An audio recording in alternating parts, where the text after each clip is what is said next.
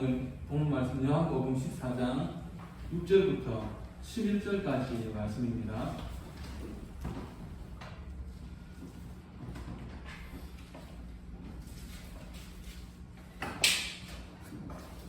같이 읽겠습니다. 예수께서 이르시되 내가 곧 길이요 진리요 생명이니 나로 말미암는 자는 아버지께로 자가 없느니라. 너희가 나를 알았지 않으면 내 아버지도 알았으리로다. 이제부터는 너희가 그를 알았고 또 보았느니라. 빌립이 이르되 주여 아버지를 우리에게 보여주옵소서. 그리하면 족하겠나이다. 예수께서 이르시되 빌립아 내가 이렇게 오래 너희와 함께 있으되 네가 나를 알지 못하느냐. 나를 본 자는 아버지를 봐오거늘 어찌하여 아버지를 보이라 하느냐. 내가 아버지 안에 거하고 아버지는 내 안에 계신 것을 내가 믿지 아니하느냐. 내가 너희에게 이르는 말을 스스로 하는 것이 아니라 아버지께서 내 안에 계셔서 그의 일을 하시는 것이다. 내가 아버지 안에 거하고 아버지께서 내 안에 계심을 믿으라. 그렇지 못하거든 나는 그 일로 말미암아 나를 믿으라. 아멘. 나타내시기를 기뻐하시다라는 제목으로 오늘 함께 은혜 나누기 원합니다. 하나님은 독생자 그 아들을 우리에게 나타내시기를 기뻐하십니다. 우리가 하나님을 어떻게 알 수 있을까요? 말세가 되면은 일어나는 일들 중에 마태복음 24장 4절에 보면은 사람의 미혹을 조심해라 이렇게 했습니다. 그리고 23절에 보니까요, 그때에 사람들이 너희에게 말하되 보라 그리스도가 여기 있다 혹은 저기 있다 하여도 믿지 말라고 했습니다.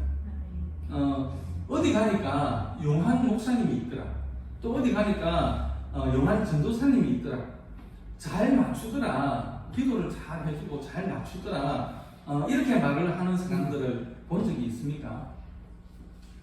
혹시라도 여러분 주위에 그런 분들이 계시다면 너무 가까이 하시지 않기를 바랍니다.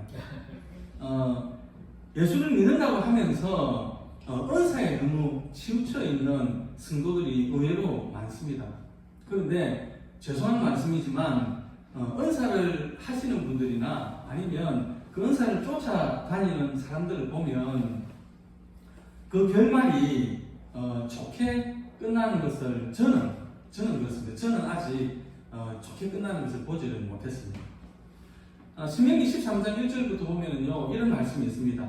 너희 중에 선지자나 꿈꾸는 자가 일어나서 이적과 기사를 행하고 또 그것이 그대로 이루어진다고 해도 그 사람의 말을 믿지 말고 듣지 말고 그 사람은 죽이라 그랬습니다.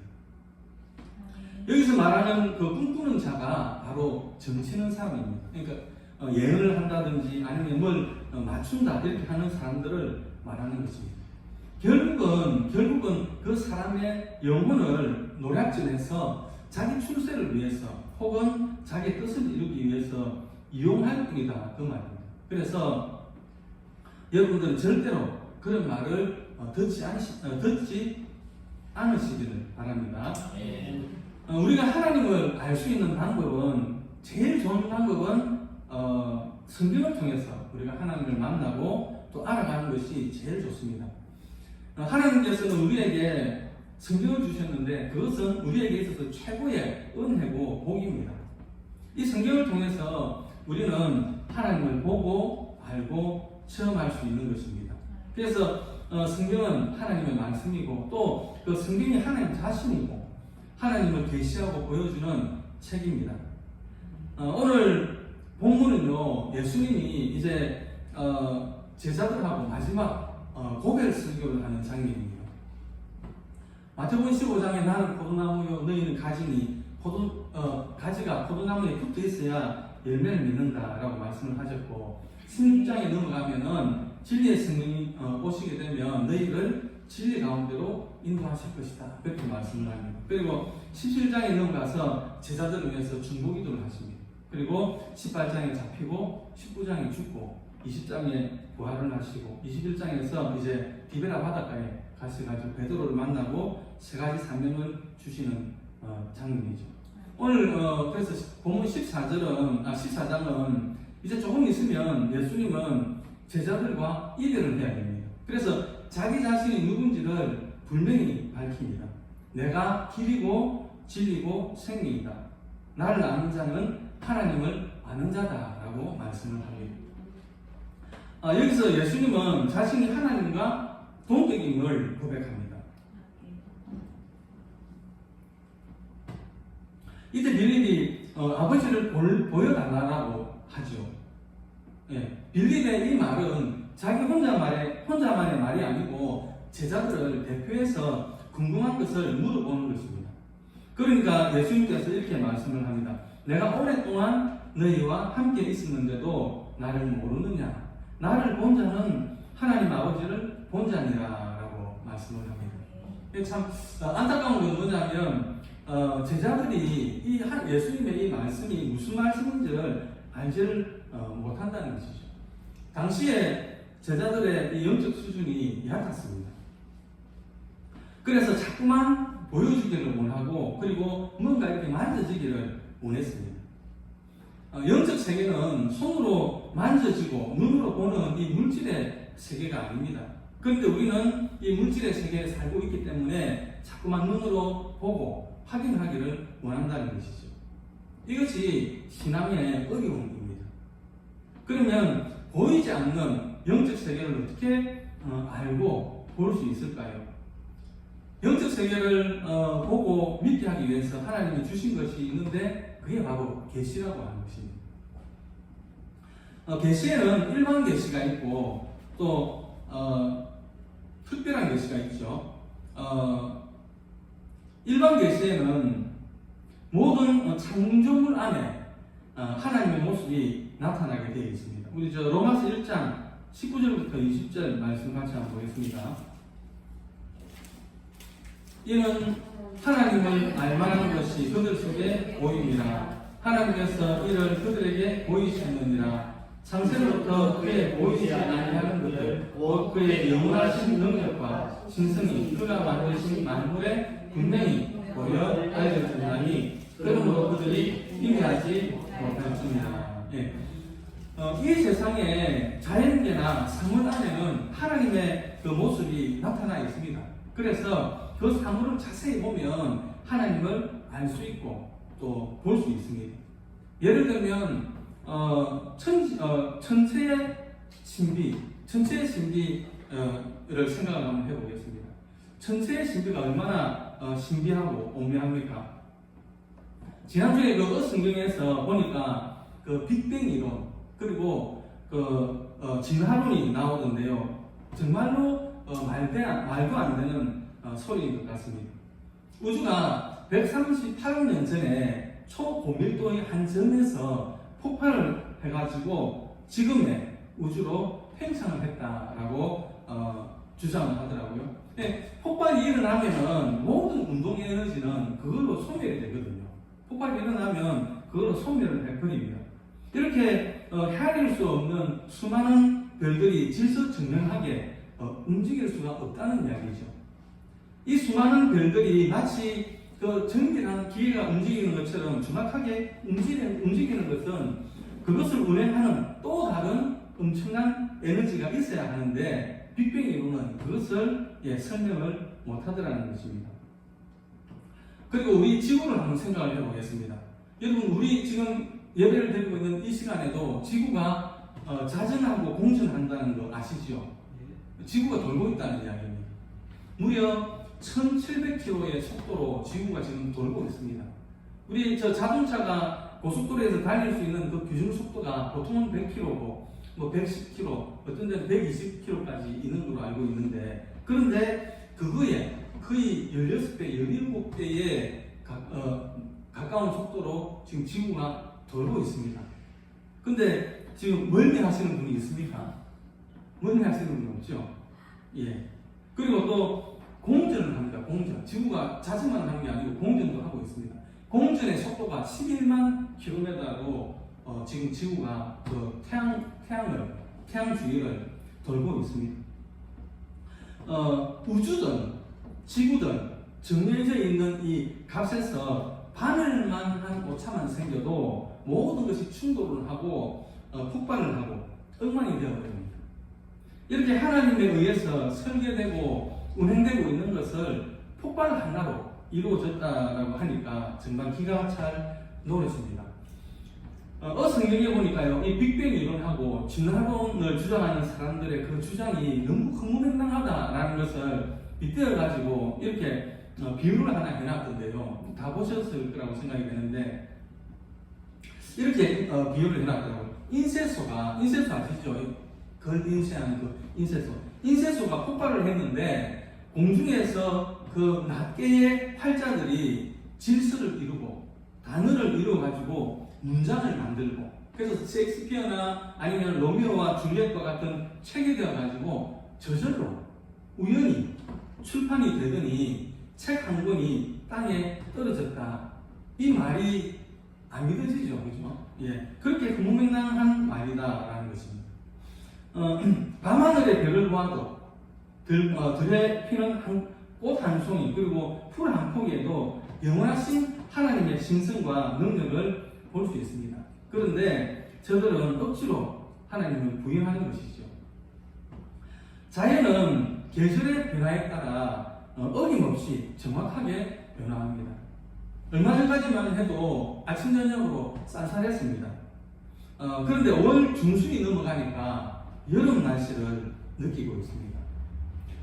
또 사람의 몸의 신비를 생각을 한번 해보십시오. 하나님의 창조물 중에 걸작이 우리의 인체입니다. 인체는 참으로 오묘하고 신비합니다. 인간도 다른 피조물 중에 하나입니다. 그렇지만 인간은 다른 피조물에 비해서 다른 점이 하나가 있는데요. 그게 뭐냐면 바로 생각을 한다는 것입니다. 사람은 생각을 하고 분별을 하고 판단을 합니다. 그리고 느끼고 반성하고 회개하고 기뻐하고 또 발명도 합니다. 그것이 인간에게만 주어진 신비함입니다. 그래서 인류는 지금까지 비약적인 발전을 거듭해 왔습니다. 천체의 신비를 보고 그리고 자연의 신비를 보고 인간의 오묘함을 볼 때에 그 속에서 우리는 하나님의 절대적인 전지전능함을 알게 되는 것입니다. 그런데 빌립은 하나님을 보여달라고 했습니다. 인간은 느끼고 만져보아야 믿는 습성이 있습니다. 그래서 사람들은 오늘도 보기를 원합니다. 보여주기만 하면 하나님을 믿겠다라고 하는 사람들이 있습니다. 하나님은 이 세상 모든 사물을 통해서, 자연을 통해서, 사람들을 통해서 자신을 계시하셨습니다. 그것을 우리는 자연계시라고 합니다. 이처럼 자연이나 계절의 신비함 속에 나타난 일반 계시가 있는가 하면 그보다 더 구체적인 특별 계시가 있습니다. 하나님은 이 특별 계시를 통해서 자신을 더 분명하게 나타내고 계시는데요. 특별 계시 중에 첫 번째가 바로 성경입니다. 성경은 하나님의 영감으로 기록된 말씀입니다. 하나님은 몇몇 사람들에게 영감을 부어주셨고 그 사람들은 그 받은 영감을 종이에 옮겨 쓴 것이 바로 우리가 보고 있는 성경책입니다. 하나님은 이 성경을 통해서 자신을 소개하고 보여주었습니다. 성경에는요, 하나님의 뜻과 계획과 그리고 섭리와 역사하심이 잘 나타나 있습니다. 그래서 이 성경책을 특별 계시라고 말하는 것입니다. 그리고 그리스도인들은 이 성경을 자주 읽어야 합니다. 그래야 하나님을 더 자세하게 보고 알고 체험하고 하나님을 만날 수 있게 되는 것입니다. 특별 계시 두 번째는 선포되는 말씀입니다. 선포되는 말씀은 설교도 있고 또 전도도 있고 성경 공부도 있습니다. 설교를 들을 때 하나님을 알고 만나고 믿게 됩니다. 또 전도를 통해서 하나님을 알고 또 결심을 하게 됩니다. 성경 공부를 통해서 알지 못했던 사실을 깨달아 알고 듣고 그것을 받아들여서 내 안에 믿음이 창조되는 것이고 천국이 자리 잡게 되는 것입니다. 하나님의 음성은 우리가 설교를 들을 때나 성경을 읽을 때, 기도할 때 들려집니다. 그래서 설교나 성경 공부나 기도가 그렇게 중요하다는 라는 것입니다.